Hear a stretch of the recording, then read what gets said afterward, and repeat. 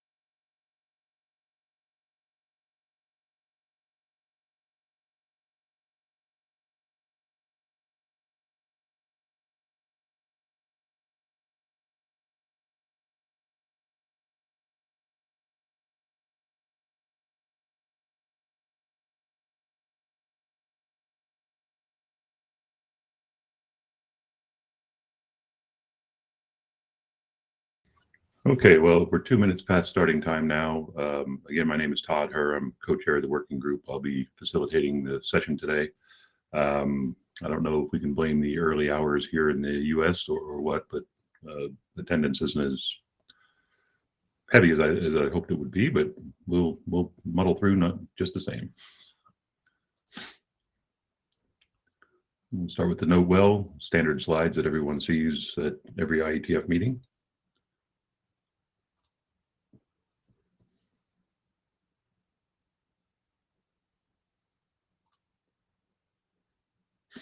Reminder that this is being recorded. You can, there's the URL for the session. There's also a Jabber room. We do have a note taker already. Braun has volunteered. Thank you very much.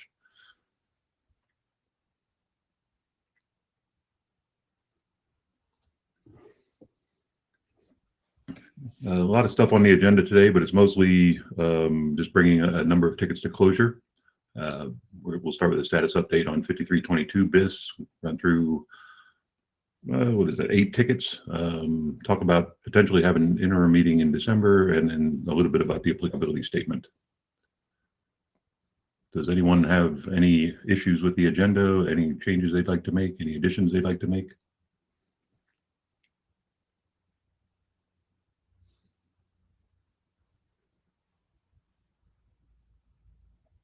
Seeing none, let's plow forward. Pete wanted to let us know regarding RFC 5322, what status is right now. He's got fixed one bit of awkward text and put back an optional field in trace resent block. Still need to clean out the editor's notes, and he thinks he's ready for the working group last call unless something comes up.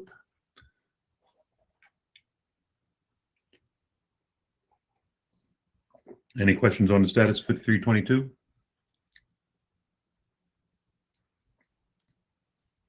Okay. All right, first ticket. 5321, further clarification needed to deprecated source routes. Last week, Alexi posted essentially the contents of this slide to the list, presenting various options on how to handle source routes in the current version of the spec. It seemed that the mailing list had a preference for option A, which is to strip all mentioning of handling of source routes in the text in the ABNF, other than specify their historical use. Does anyone have a different understanding of how the conversation went on the list, or does anyone have an argument to make for options B, C, or any other option?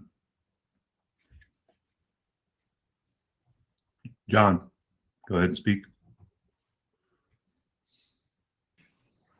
Yeah, I'm certainly okay with that consensus interpretation, but I just want to point out that this stuff is scattered through the document, and it's significant, and it's a significant change. And I think we should make it only if people are willing to agree to look carefully at what I do, because I may screw it up, and we don't want any screw ups to get into the final document.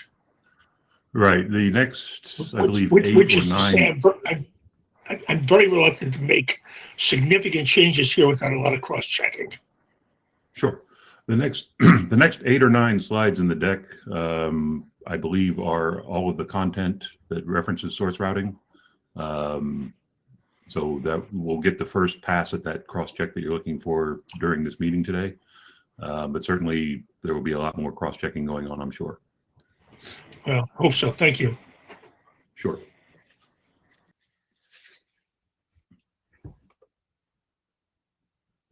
Anyone else have anything to say regarding the options presented here? Any argument to make for B, C, or D?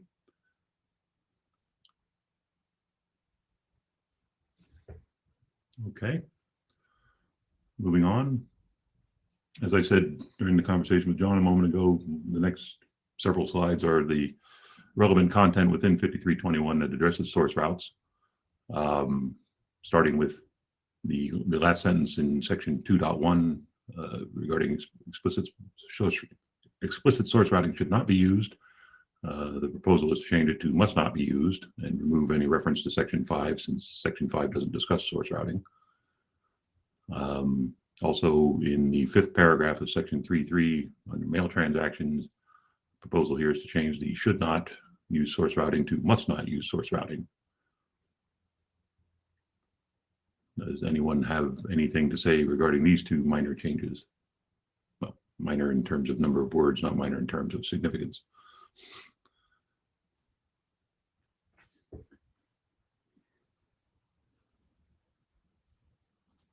Okay. Again, in the mail transaction section, there's a reference to contemporary SMTP clients should not use source routes, and the proposed change here. Hey Todd, there's a yes. There's a message in the chat that you may want to relay here. There was a message in the chat room. Yeah, I see it. I apologize for missing that. I've been glancing at the chat on the different screen and I missed it. Valid comment, Ned. Ned's comment is, I thought the idea was to remove discussion, not turn it into prohibitions. So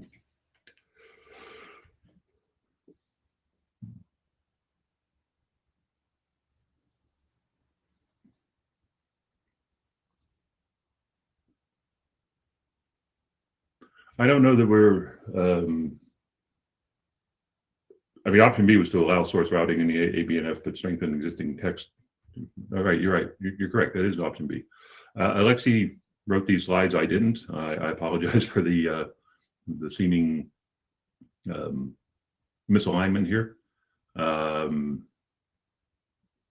yes, you're correct. So then the proposal ought to be in keeping with option A here on this slide to remove the sentence entirely. With the 5th paragraph in mail transactions, I guess we would just remove everything after the semicolon. However, contemporary systems should not use source routing.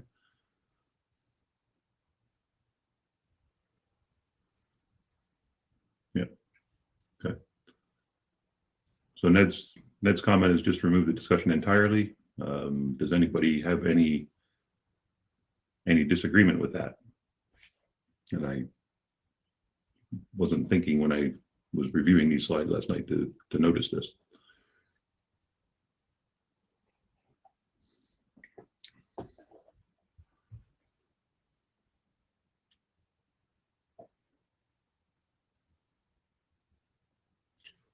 Pete, go ahead and speak. So if we remove it entirely, which seems fine, it's not going to exist in the ABNF at all, and it's not going to have the historical note. It's just we're gonna make believe source routing didn't exist, or we're going for allow it in the ABNF, but make no mention of it whatsoever in the The option of, text.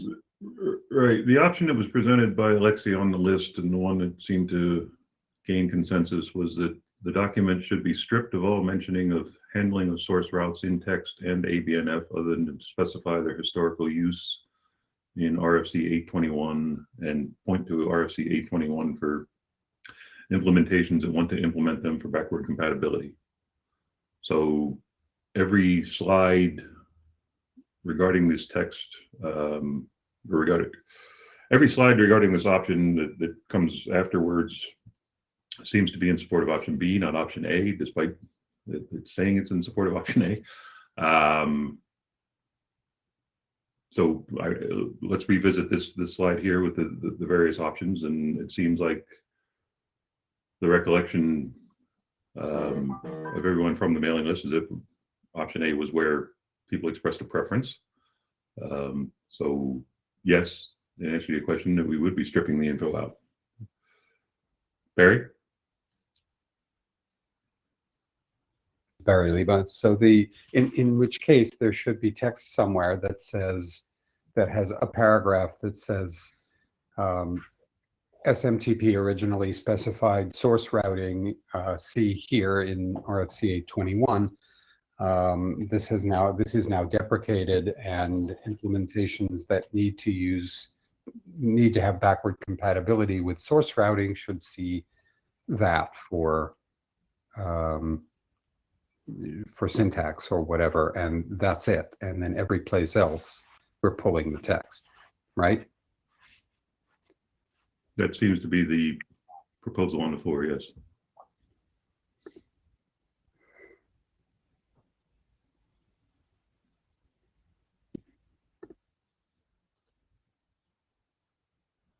Elliot? Hey, good morning, good afternoon, good evening to everybody.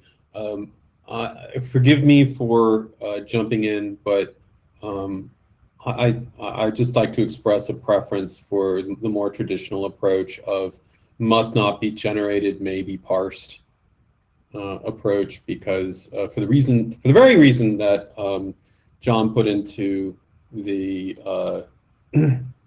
chat, which is, you certainly want to be able to parse historical mailboxes. There, I think people have some people have archives that are large, some people that are small, and I really would like to understand the harm that would be incurred by allowing for the previous reference. When you use the term previous reference, you're referring to allowing source routing and strengthening the existing text to must not be, okay. I'm sorry, this is you're saying the SMTP command stream. Pete, say more, I'm sorry.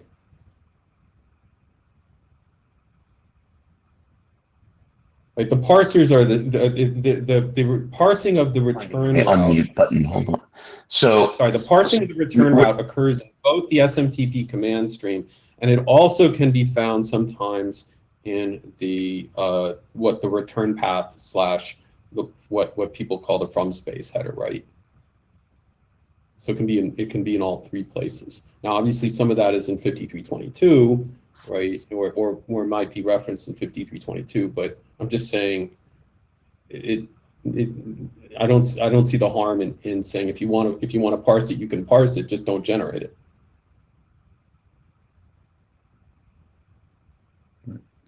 Pete, you started to speak, and then I'll get to you, John.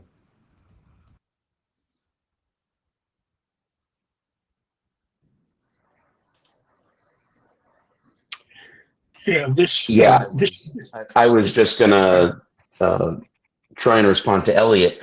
I was checking to see whether it's in the parse syntax from 5322. But yeah, I mean, in 5321, we're talking about the SMTP command stream not parsing old mailboxes, right? John shakes his head. Go ahead. John, go ahead. We both 5321 and 5322 and their ancient and esteemed predecessors are about what gets transmitted over the wire. We never specify what somebody can put in an envelope. It can put in a mailbox file, and nothing prevents someone from putting parts of the envelope in that file along with parts of the content. And I've certainly seen it done. So yes, it has to do with parsing mailboxes. We wouldn't want somebody who's trying to look at an old mailbox to find one of these ugly looking creatures and say, WTF is that? So Elliot's scheme works, Ned's scheme works. Taking all of this out and pretending that it never happened probably doesn't work. And it's exactly this discussion, which is why I made the comment earlier about wanting to make certain that that people are clear to me about what it is they want, and then check and make certain they get it right. So let's be clear about 5322's approach to this stuff, because 5322 is about parsing messages wherever they may be. And so there is explicit text saying, hey, if you've got this stuff locally stored and you've got a message locally stored, you may want to be able to parse that. And so there is the route, this return path, it's called OBS route in 5322, that makes it legitimate to parse it in a message. But 5321, as far as I can tell, isn't talking about that. It's talking about the use of them in protocol. And specifically the use of them in receipt tos, in mail froms. And so it seems legitimate to say we're not going to do some sort of old-fashioned stuff in 5321 and yet leave it in 5322 for parsing purposes, for messages that exist wherever they might exist.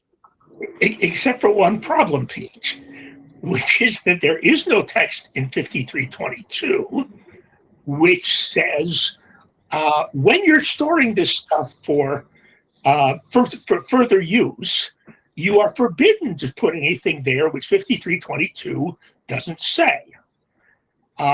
And while you're absolutely correct about the things from the envelope which are or extracted from the envelope which are recorded in 5322 headers,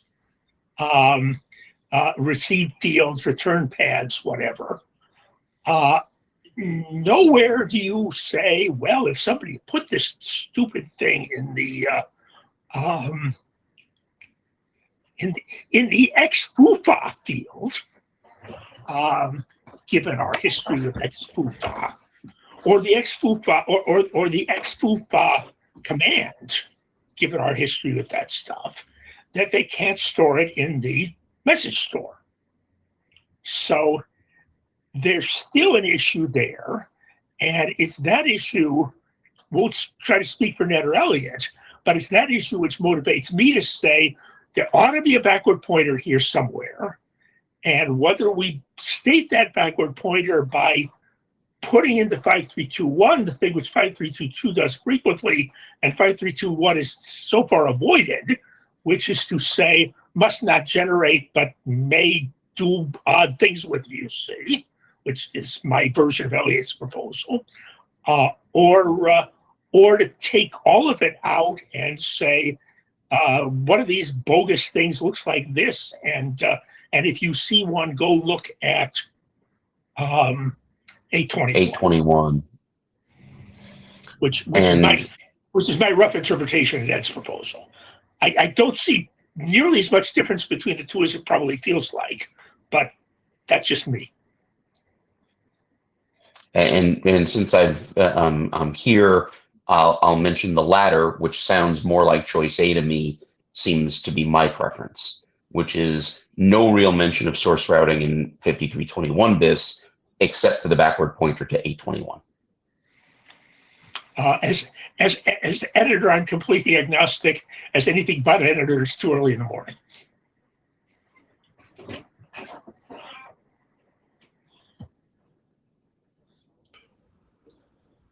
Okay. Anyone else want to speak on this topic? It seems to me that we've landed back on option A. Does anyone disagree that we have landed back on option A? Well, we landed up with option A, with the understanding that's leaving a historical pointer rather than taking all of this out entirely and pretending it never existed.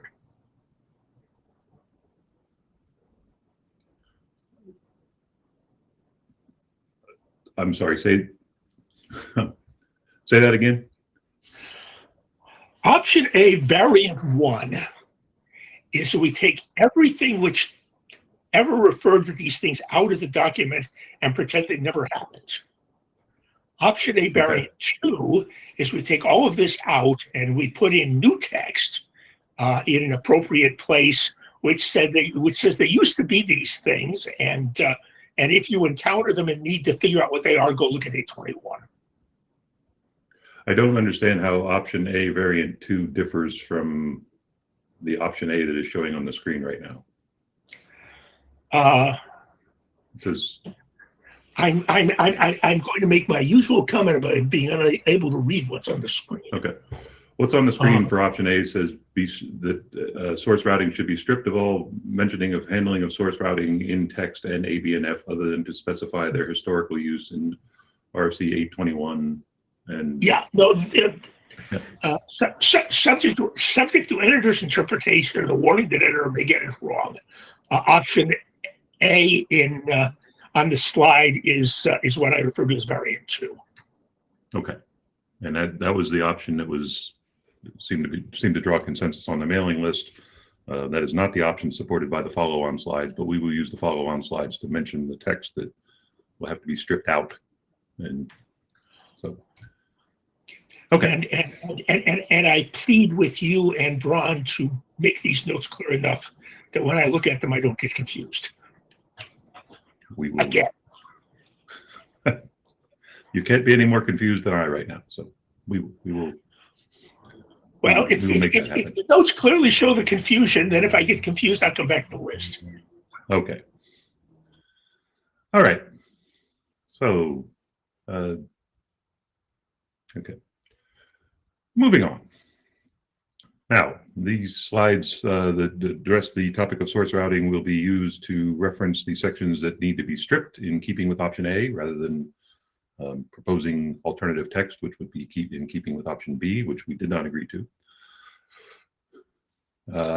So we have a sentence in basic structure that says explicit source routing should not be used. That sentence will be stripped. We have a sentence in mail transactions that finishes with the clause, however, contemporary systems should not use source routing, see Appendix C. That clause will be stripped.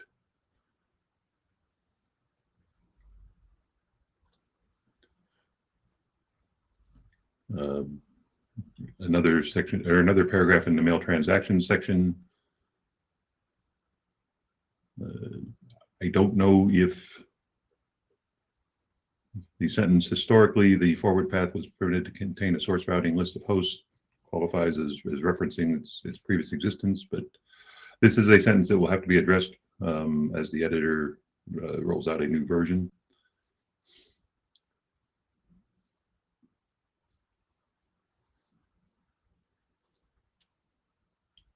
I appreciate that there's a conversation going on in the chat, but if it's a conversation that the audience might benefit from, please feel free to step up to the mic. Another sentence in the 9th paragraph on mail transactions, discussing source routing and ignoring them. This is another sentence that will have to be addressed or dealt with.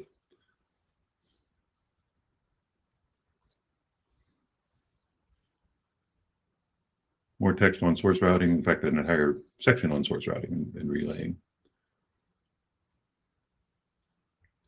The point here with these slides is I think Alexi did a good job of calling out all the areas or all the sections in the document that talk about the topic of source routing. So they're the ones that will have to be stricken and references to 821 made as appropriate.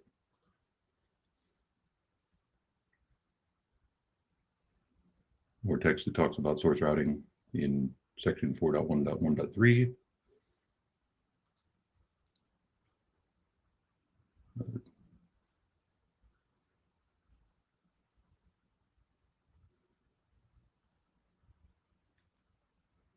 4.1.2, Appendix C, discussing source routes.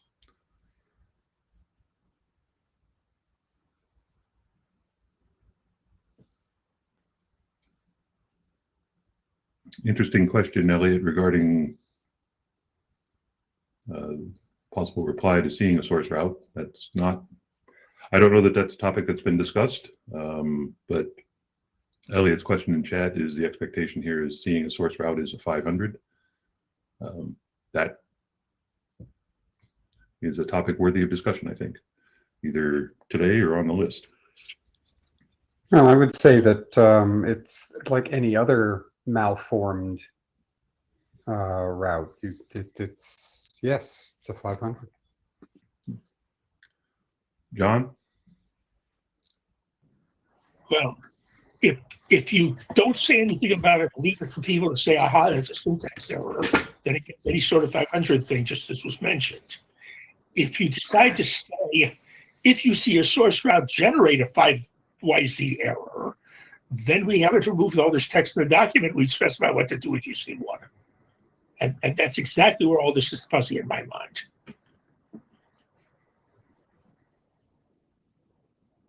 Okay.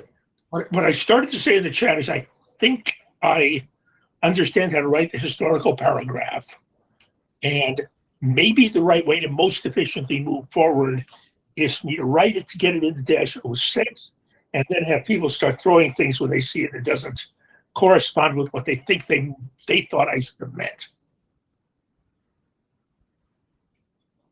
That seems like a good approach. And from that standpoint, this set of slides which Elliot prepared, and which for the record I'm seeing for the first time now, is simply a pointer for me as to what to look at and take out. Correct.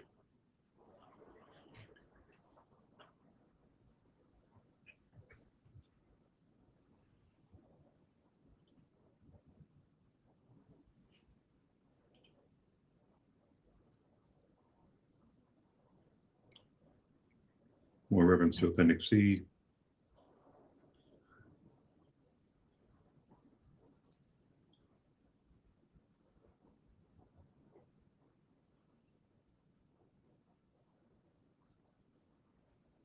And Appendix F.2. Well, this may be some starter text for the reference to RFC 821 that we're talking about. It isn't without more context, and but my assumption is that I will ultimately replace one of these two appendices, more likely C than F.2, but I'll think about it with that historical note. I was using the phrase starter text in the minimal definition. No, that's fine. But Yeah. but my understanding from the discussion we've had so far is that I'm using this as pointers and discarding most of Alexi's suggestions, what we do about them. Yes, that's correct. That's my interpretation as well. If anybody else has a different interpretation, please speak up.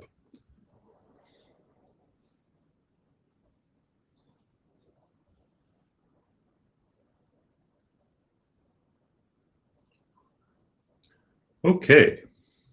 We have completed our discussion of source routing, I hope, and now can move on to other tickets. There are two tickets that reference quoted strings an email comparison, tickets 21 and 49.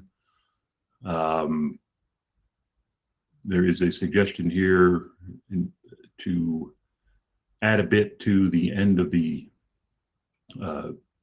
reference paragraph in the command argument syntax that provides some examples of local parts that are semantically equivalent, just with some white space in them.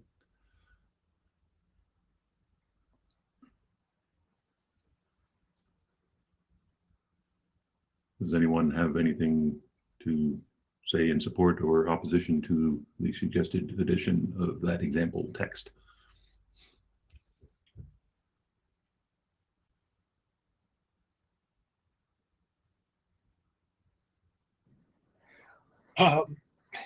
Just a cautionary note. The general tone of everything May 21 forward toward local parts is that they don't have semantics, and nothing SMTP-ish gets involved with anything which involves their semantics. So the principle here is what I'm in favor of. The terminology, I think, needs to be tweaked, although if that's not the case, people should correct me. We're not talking about semantic equivalence. We're really talking about lexical equivalence. Okay. There is a mention from Ned in the chat about the really important example is that quote foo quote at example.com is the same as foo at example.com. Certainly, examples illustrating the point I don't think are bad things. So. Yeah, no, I agree, and we'll try to put some in. And again, the key change here is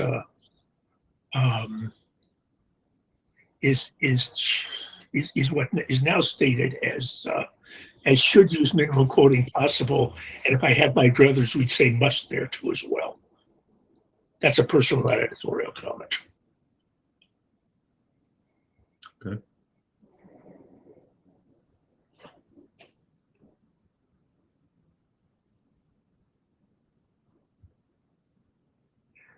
Wes Hardiker mentioning many other specifications discuss comparisons after conversion to a canonical form. So I assume, Wes, that you're saying that this is something that's done and it's something that we should put in the document, in this document as well. Well, I was giving an alternative. I'm sorry. This is a long-time mail user, first-time caller. I don't follow the email groups in the IETF enough, but you know, I work with a lot of other specifications, including DNS and other things, where the process of doing comparisons involves doing all of the replacements to convert something down to a canonical form that is the basis for comparison. So on the screen, for example, you know, you would handle the escaping. For the, you know, foo at example.com, you would convert one or the other to, you know, the base form that would probably strip the quotes or keep them, and then you do the comparison. And that's typical. That's one way that we put wording in IETF specifications about things like this. Yeah, Wes, it's a matter of wording. I'm a little reluctant to go there, to go in that direction here, because of potential interactions with SFTP UTF-8 and its friends, where because of, in my judgment, in my opinion, bad judgment on Unicode's part, canonical form means a whole lot of other things. And those things include things which we specifically do not want MTAs messing with. So this is a canonical form strictly with regard to quoting, and I think that gets us tangled in knots, although certainly we've tried that in other places.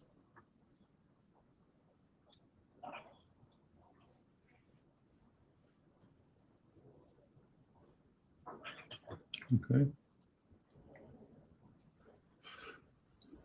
Related to this topic, the next slide recommends moving some text. The mention right now in the current document of the backslash comes after the text on the previous slide that uses the backslash, and there's a recommendation here to move this paragraph regarding the backslash and its usage before that, so that it sort of flows better.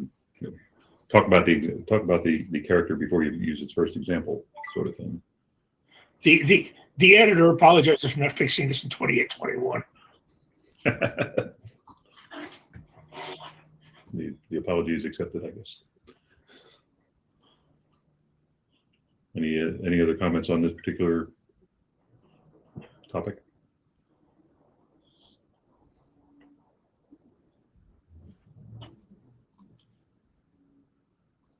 Okay, moving on to the next topic.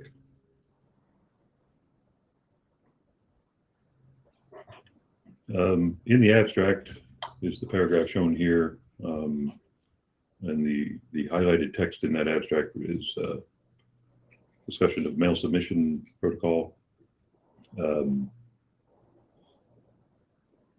There's a suggestion to replace that bolded text with the sentence, the document also provides information about use of SMTP for other than strict mail transport and delivery.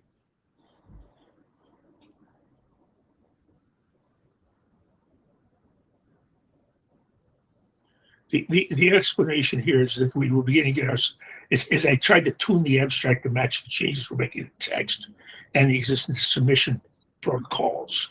I was afraid of making the abstract much longer, getting us tied in knots. So this is an attempt at saying mostly the same thing, but minimizing the side references, especially the abstract. Right. Anyone have thoughts to offer on this?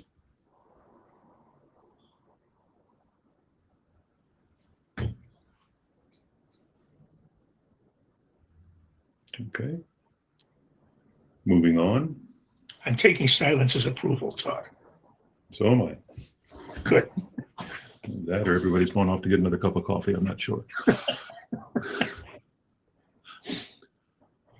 Informative references to MIME and/or message submission ticket 53.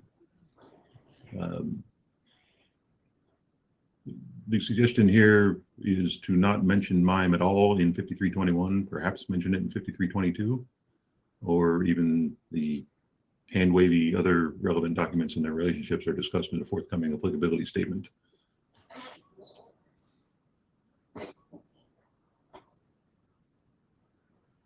He says that this is already mentioned in 5322 bis. That's good. So. Yeah, part of what I'm trying to do here is to, there's been some extensive offline discussion about this. I'm confident that we are going to finish the AS in a timely way with the content we are now expecting it to have. But there are no guarantees about any of that.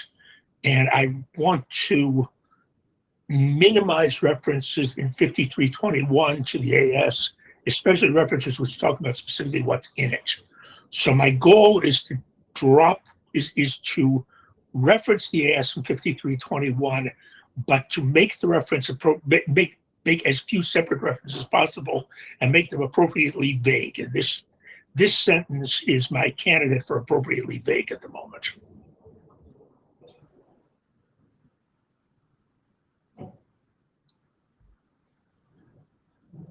In particular, if things blow up and the AS doesn't happen, the worst thing 5321 bis has said is forthcoming applicability statement.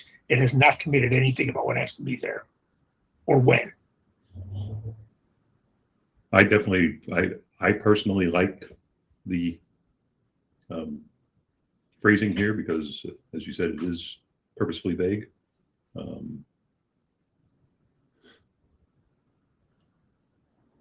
It makes lots of promises without making anything specific. So.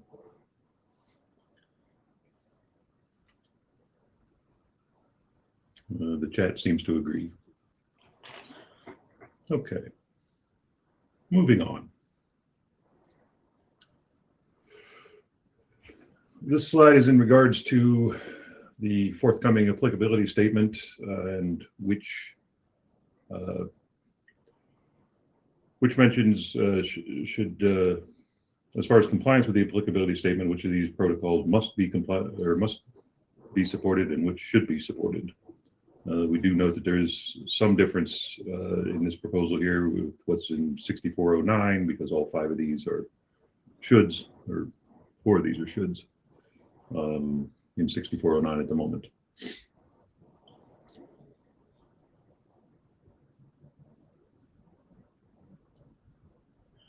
So if in the applicability statement it says you must support 8-bit MIME and must support enhanced reply codes and must support DSNs and should support pipelining and should support SMT UTF-8, is that something the group can get behind, or is there opposition to phrasing things that way?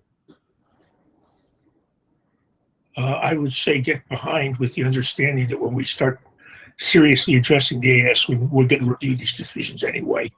The short-term issue, from my standpoint, is making certain that there's no strong argument for saying anything about any of this in 5321 bis. Right. Because some of the mailing list discussion implied they were actually going to say this in 5321 bis. And this particular approach says we're not going to do that. Thank you for the clarification, John.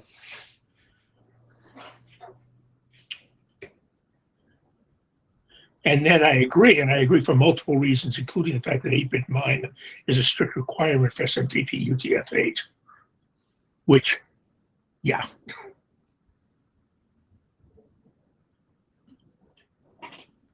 Does anyone think that these should be discussed in 5321 bis and not in the applicability statement?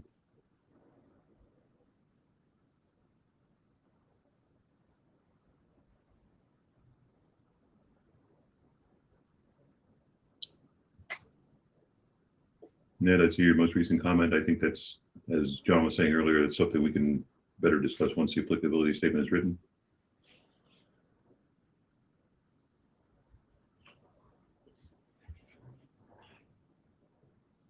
All right, moving on to the next topic. This is mention of changing one word in section 3.9.2. There is there is the use of the word forwarding in the sentence. Note that the key difference between handling aliases and forwarding is the change to the backward pointing address. In this case, we believe this to be a cut and paste error, and the word should be redistribution there, not forwarding.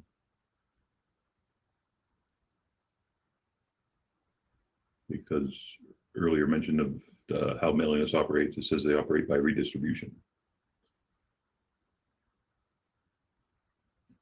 And this proposed replacement is already in version 6 of 5321 bis.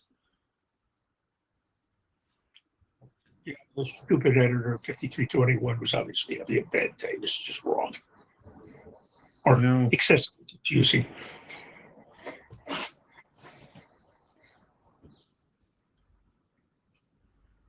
Okay. No discussion on this topic on the chat, I don't think. There's some discussion of a quick update to 3461 in the chat. So.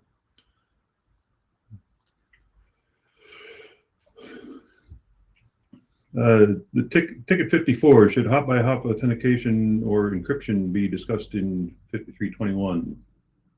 The proposal here is to address the topics in the forthcoming applicability statement and to have initial text on these topics available for discussion during a possible interim in December. I open the floor to discussion on this.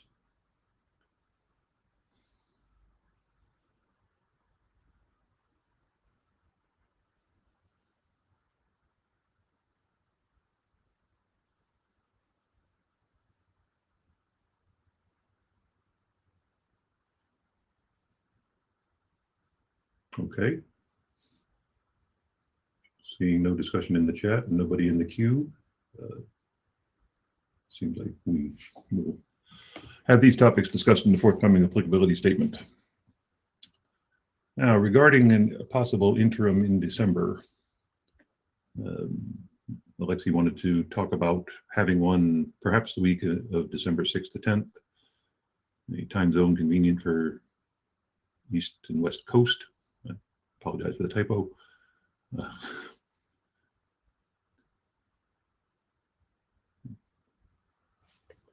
Thank you, Ned. I note your comments on the previous slide. I think today's session may illustrate the need to have this at a time more convenient for U.S. East Coast and West Coast. It's currently 7:45 a.m. here on the East Coast, and I don't know, 4:45 West Coast. So this seems a bit early. Our participation numbers aren't, again, what I thought they might be, but does anyone feel strongly about having an interim or not having an interim on the week of December 6th to 10th?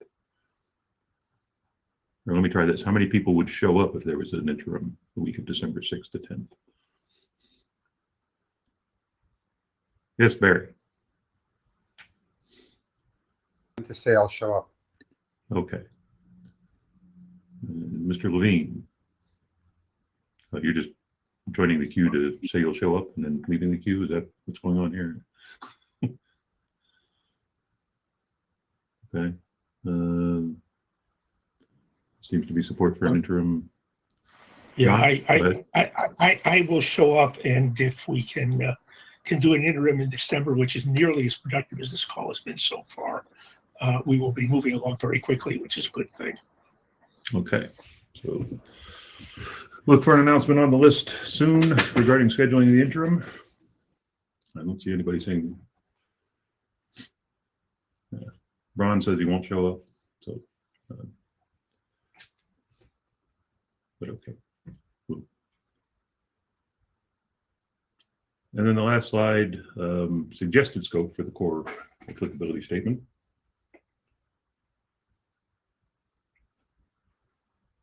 Although anything with a question mark, I don't even know that that's a suggestion, but John, I see you're still in the queue.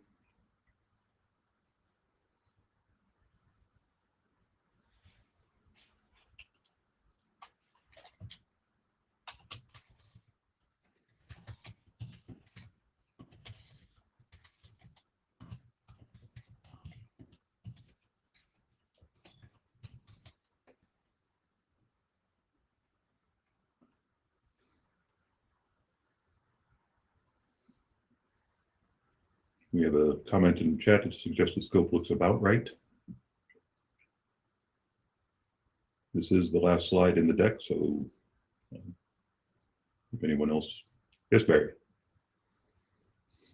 Yes, the suggested scope looks about right. We are going, as we build the applicability statement, we are going to be suggesting specific things to put in, and those details will get sorted out at the time. But for setting expectations, this statement seems about right. Okay. John? Yeah, strictly as participant rather than editor of anything that happens to be involved here. I think we're going to have trouble keeping some of these things out of there in practice, in particular the interconnections between 6409 and SMTP are probably going to require comment. But these are things which, but as statements of principles and targets, as Barry suggested, I think this is about right, and we can sort it all out as we get there. Okay. Thank you. Ron?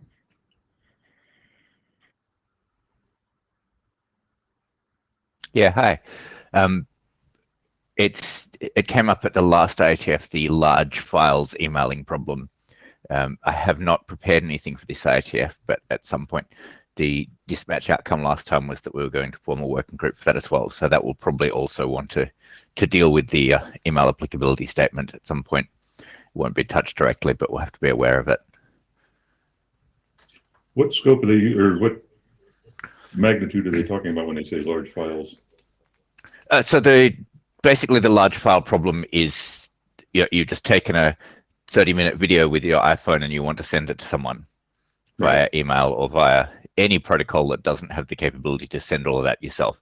And so what we're winding up with is each provider having their own way of basically creating a URL and then sticking that somewhere deep inside the email in an HTML, as an HTML link with no context to say that this is an attachment or this is something that you might want to download and keep yourself at the other end.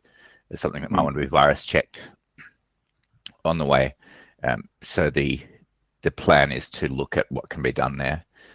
But I did not get to do it in the 4 months since the last IETF. So at some point, some group is going to have to handle this because the problem keeps getting bigger. There are more and more cases of people wanting to send files that are larger than you can send over SMTP reliably. Right.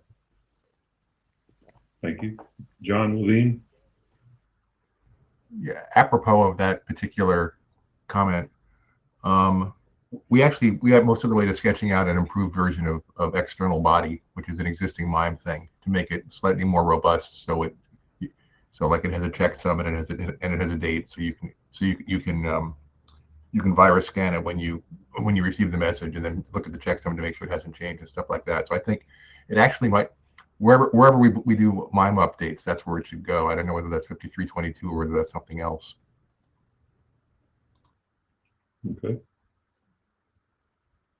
Brian, you're still in the queue. Of it is the storage component that you need to define how it gets stored and how long it gets stored for, and whether the receiver takes a copy and maintains a copy locally as well. So there'll be a bunch of work that's not just the MIME format itself.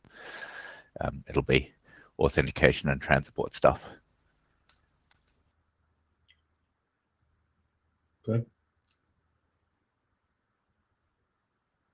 There's mention in the chat from Pete about the lemonade specs, and Ned saying Ned mentioning past attempts to do something like this.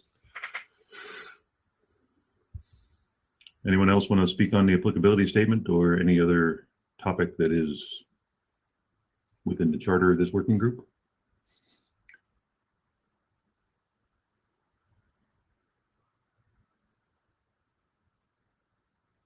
Okay. Ron, I see you're still in the queue. Okay, Ron has left the queue. Okay, we've reached the end of our slide deck. Seeing no one in the queue and nothing in the chat to prolong our meeting, I think we can bring it to a close. I'd like to thank everybody for showing up. Look for further discussion on the working group email list, obviously. And thank you all for a productive meeting, and there'll be a note coming out soon about an interim in early December. That early December is very soon now. Yes, So it is. we need to have some quick turnaround on text changes to make that productive. Right. Yeah, I was just about to mention that there's been an awfulest conversation with the co-chairs about that schedule, and Pete is talking about.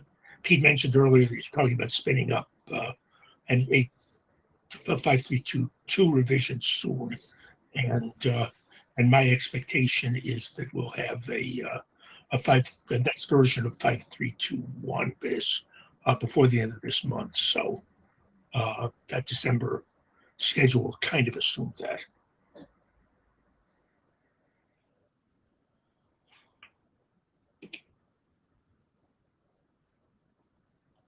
Okay. Last call for any comments.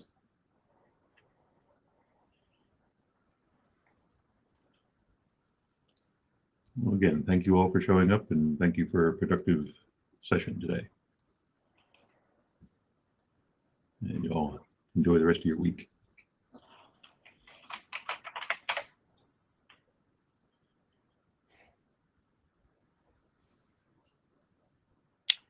And thanks for running a very productive meeting. Oh, you're welcome. My first time. You're off to a wonderful start. Yes. I'll be following up with Alexi on the slides and everything we heard today. So thank you all. Okay, Bye now. thanks.